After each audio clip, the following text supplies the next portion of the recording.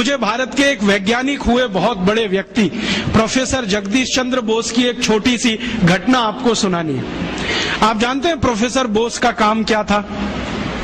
उन्होंने आधुनिक जगत में यह सिद्ध किया कि पेड़ पौधों में जीवन होता है, और उनकी इसी खोज पर उनको नोबेल पुरस्कार मिला।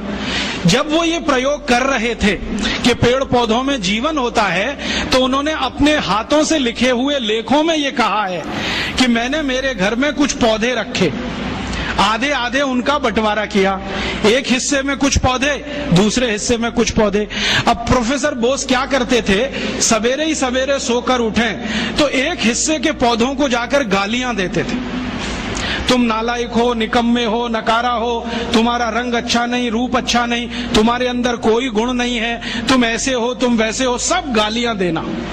और दूसरी तरफ के जो पौधे थे उनको वो प्रशंसा करते थे, तुम बहुत अच्छे हो, बहुत सुंदर हो, तुम्हारे गुण बहुत अच्छे हैं, रूप रंग बहुत अच्छा है, तुम तो गुणों की खान हो, ऐसा ऐसा रोज बोलते थे। फिर प्रोफेसर साहब खुद अपने लेख में लिखते हैं 6 महीने तक उन्होंने ये किया, और दोनों ही पौधों को पानी बराबर दिया, खाद बराबर दिया, समय पर सब कुछ दिया, लेकिन कुछ पौधों को गालियां दी और कुछ को प्रशंसा किया।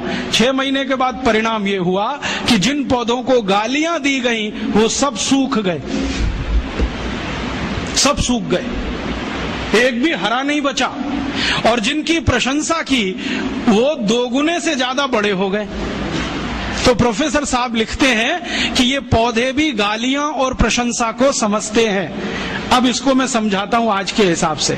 भारत को 300 साल अंग्रेजों ने गालियां दिया, तुम नालायक हो, निकम्मे हो, नकारा हो, तुम्हारी सभ्यता खराब है, संस्कृति खराब है, तुमको तो कपड़े पहनना भी नहीं आता, तुमको तो खाना खाना नहीं आता, तुमको सभ्यता का कोई रंच मात्र भी अंदाजा नहीं है, सभ्यता होती क्या है, विज्ञान नहीं जानते, टेक्नोलॉजी नहीं जानते, हम तुमको जो सिखा रहे हैं वही सही है। ये हम सुनते रहे सालों साल।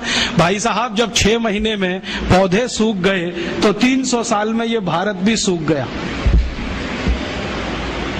और इस सूखे हुए भारत ने अपने आत्मसम्मान और स्वाभिमान को इतना गिरा दिया कि हम मानने लगे कि जो कुछ हमारा है वो सब बेकार है, दकियानूसी है, इसमें कोई तथ्य नहीं है, कोई विज्ञान सम्मत कुछ नहीं है, और जो यूरोप से आ रहा है वही अच्छा है, वही ताकतवर है।